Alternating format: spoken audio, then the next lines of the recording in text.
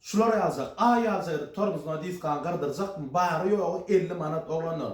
Dam kırada kaldırani, açıp yapani, kırani, iyirine dakani, kalok kanam salsak onun muht salsak olanlarını nokot baka ikisi 50 manat. Gelin kırdırdan, tormuz ilkülen gerek var. Alkış deyip bir zat var. Mümle olmaklık gerek. Kargış deyip bir zat var.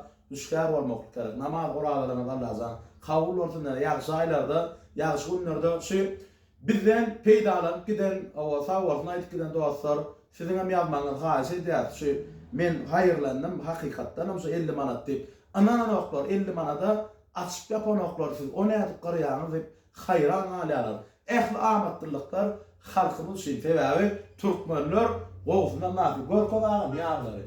Ýaglar okuna pazar koýok original ýaglar türkmen ýaglar önümde. Cumhuriyet, Siriya, olanlar, original yağlar, amatlı baka, yukarı hil, tiyirlik, opsuk oğurlukların əxlisi bizde gelen foğutlarım tayardır, zadır otuyumuz var.